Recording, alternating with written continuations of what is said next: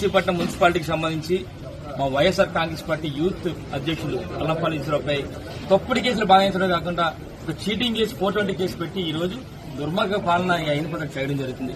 ఈ రోజు మేమందరం కూడా చెప్పాం, ఒక ఉన్నతమైన స్థాయిలో ఉన్న ఒక వ్యక్తి ఈ విధమైన చిల్లర చేస్తూ చిల్లర రాజకీయాలు చేయడం ఎంతవరకు సమస్య అని చెప్పి అడుగుతున్నాయి. ఈ రోజు చాలా మంది అడుగుతారు, మా వాళ్ళు మనల్ని కూడా అడిగారు చాలా మంది, అయిన పాత్రని ఏకవశంతో ఎందుకు మాట్లాడుతున్నామని చెప్పి. ఒకటే చెప్తాం మీ ద్వారా కూడా, ఈ రోజు మాకు సంస్కారం లేక కాదు, గౌరవించడం లేక కాదు.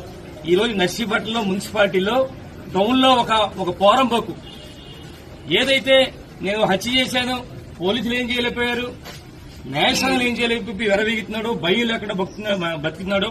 ఈ రోజు దాంతో పాటు మాకు స్పీకర్ అయ్యన్న పాత్రుడుకి లెఫ్ట్ హ్యాండ్ నేనే, రైట్ హ్యాండ్ నేనే చెప్పుకుంటూ తిరుగుతూ మరి ఎంతో మందిని మరి అయ్యన్న పాత్రకే కాకుండా వాళ్ళ పిల్లలకి కూడా వాళ్ళ కుమారులకి కూడా నేనే అండా, నేను లేకపోతే లేదని చెప్పి ప్రగల్భాలకి ఈయన.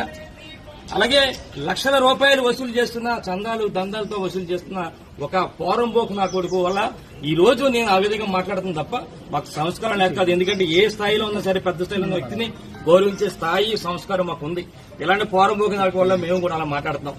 ఒకటే ఈ రోజు అడిగి చెప్తున్నాం, ఈ పోరంబోకు నా కొడుకి బాబు ఈ రోజు ఈశ్వరరావు అని కేసు పెట్టించాం, తప్పుడు కేసు పెట్టించాం, జైలు పంపిస్తామని చెప్పి చాలా ఆనందం పండొచ్చు, సునకానందం పండొచ్చు. కానీ ఒకటి చెప్తా మీకు, ఇవన్నీ కూడా త్వరలో రాబోయే రోజుల్లో మా ప్రభుత్వం వస్తుంది, ఇవన్నీ వడ్డీలతో సహా, వారి వడ్డీలు చక్రవడ్డీలతో సహా ఇవన్నీ కూడా నీకు చెల్లిస్తాం చట్టపరంగా అని చెప్పి మీ ద్వారా ఆ పోరంబోకు నాకు చెప్పడం జరుగుతుంది.